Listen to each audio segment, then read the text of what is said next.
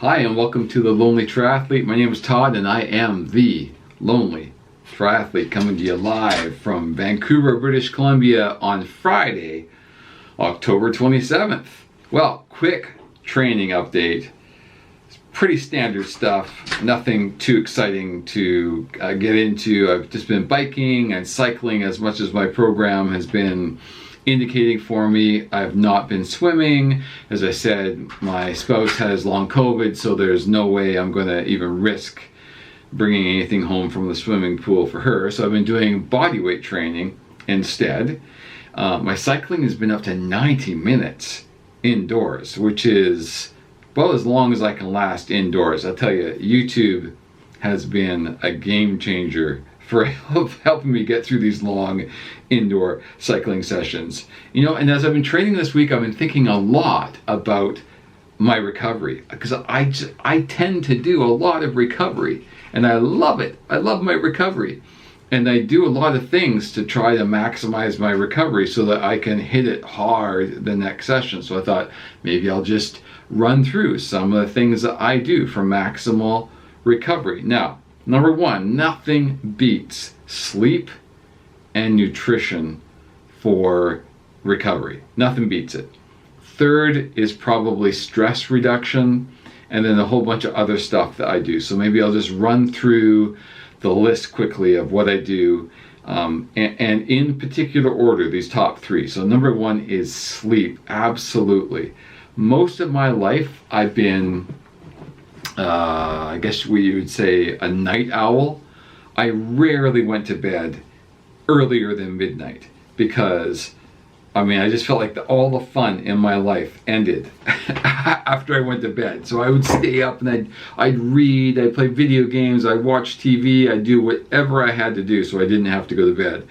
And I'm lucky because I've never had sleep issues. And I always got 7 to 8 hours of sleep during the week.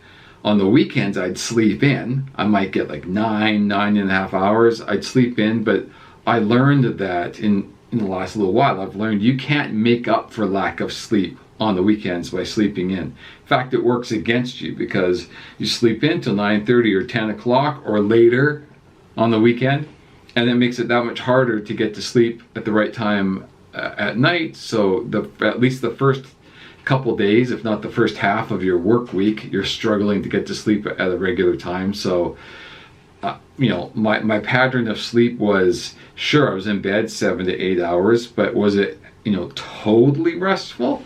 Probably not.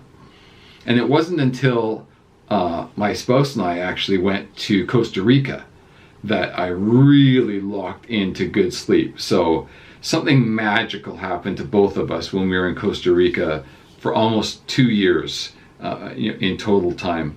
When we're that close to the equator, the sunrise and the sunset is basically at the same time every day. It doesn't fluctuate much over the year, maybe 20 minutes, 25 minutes, but it's pretty much at the same time. So you get used to waking up at the same time and going to sleep at the same time.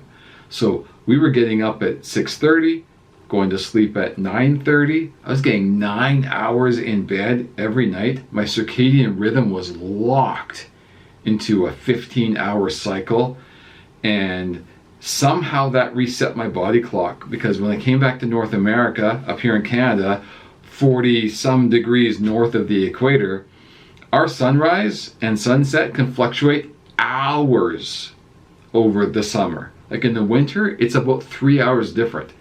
So it's just weird getting up in the dark, then you're getting up in the light, then you're going to bed when it's light, then you're going to bed when it's dark, or it's dark at like 6 o'clock at night. It's the craziest thing up here. So your rhythms get off kilter, but after having sort of set them in Costa Rica, we find we're going to bed earlier, like 10:30 for me is super early, and getting up earlier, like 6:30. So in the last couple of years, my sleep has been dialed in, and that can only be good for my recovery. Number two is nutrition. So historically speaking, my diet has not been that bad, probably owing to the great cooking of my mom growing up. Thumbs up to mom. But you know, until 10 to 12 years ago, if I look back, I was eating way more pasta, way more bread, way more cereals. I was a Honey Nut Cheerios addict. I should start an addicts group for people addicted to Honey Nut Cheerios. I'd eat bowls of the stuff, and it's essentially sugar. Even though it says it's good for you, it's good for your heart. Yeah, well, if it wasn't for the 85 pounds of sugar I was consuming, maybe that had some truth to it. So in the last decade, I've cut out most simple sugars, and I've added so many more vegetables, and I've reduced the amount of meat that I eat. I still eat meat, but it's mostly vegetables with some meat. And so that's a good diet. And that's what I mean by, nutrition is not just a good diet, it's less of a bad diet, right? Because nobody has a perfect diet, but you can certainly cut out slowly over the months, years. You can cut out some of the bad stuff. And so processed carbs, never going to be good for you. Lots of sugar, never going to be good for you. So that's my motto. My motto is mostly vegetables, a little bit of meat. So there you go. As far as stress reduction goes, meditation always sounded so boring to me. And so many people talked about how amazing it was. And yet it just sounded like the worst thing. And then about 8 years ago, I downloaded the Headspace app on my iPhone. And I have not looked back. Now, a 20-minute meditation practice every day is pretty much second nature to me as brushing my teeth. And it isn't so much the benefit that you get during the meditation session as much as the way meditation remodels your brain, and it shifts the way that you perceive and react to stressful situations that normally come up in your life. And that's what produces the long-term benefit. So yes, you get the 10 minutes or the 20 minutes of meditation benefit, but it's way bigger than the sum of its parts.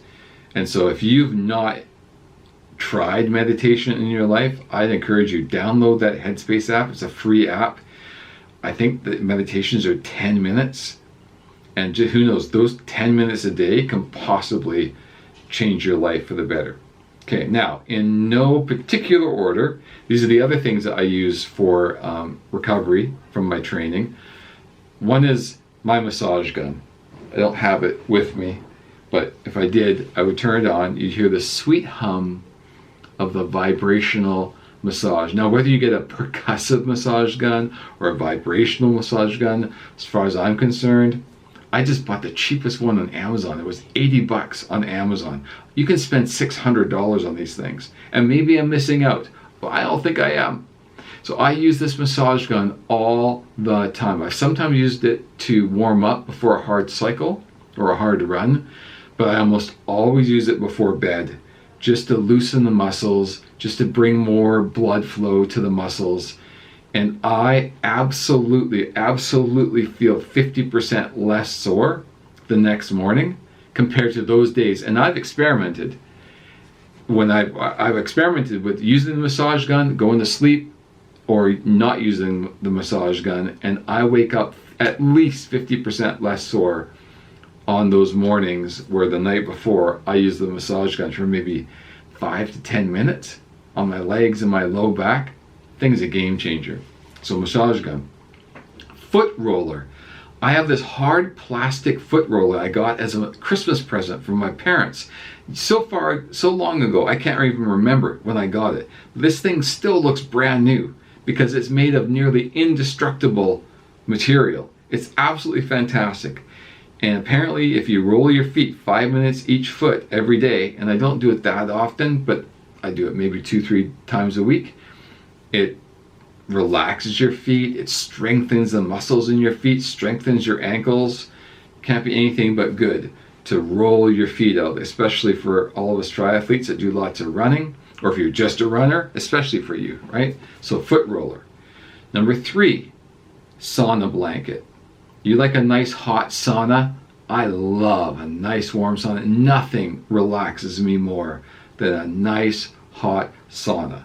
But the problem is, the closest sauna to me is 10 minutes away by car, plus parking, plus all the changing I have to do before I leave and the changing I have to do when I'm there. then I do my sauna, then you shower, then you dry off, then you change, you get back in your car, you come back. Plus I paid all these fees for the rec center to do this. It's like probably a 1 hour or 1.5 hour process. Imagine if you could have a sauna in your own home at super low cost. Introducing the far infrared sauna blankets. I happen to have one made by Hydra.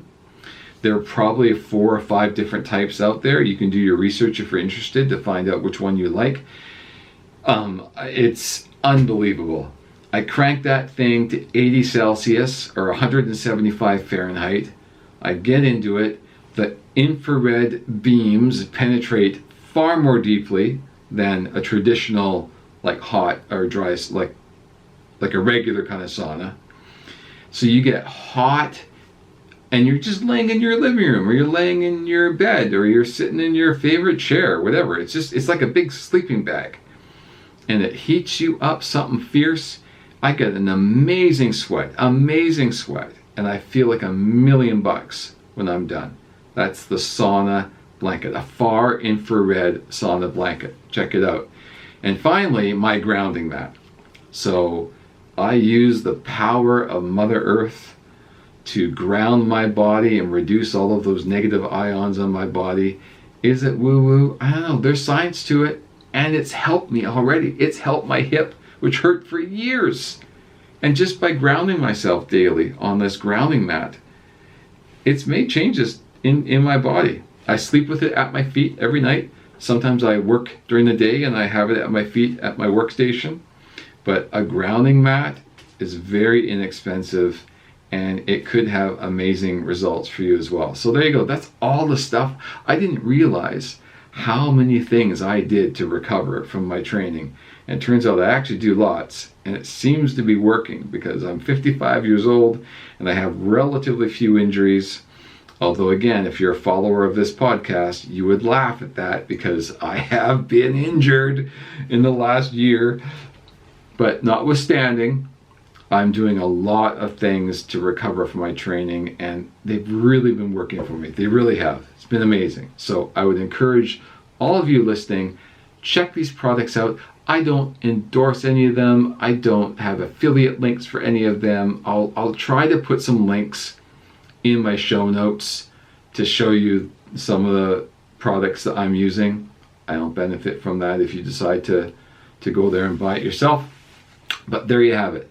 All the things I do for recovery. I hope you are doing as much as you can to recover yourself. And I hope that all of your training is going well as we glide through this fall season. If you wanted to share with me a recovery method that you find particularly useful, I would love to hear from you. Email me at thelonelytriathlete, all one word, @gmail.com. All right, until next time, peace.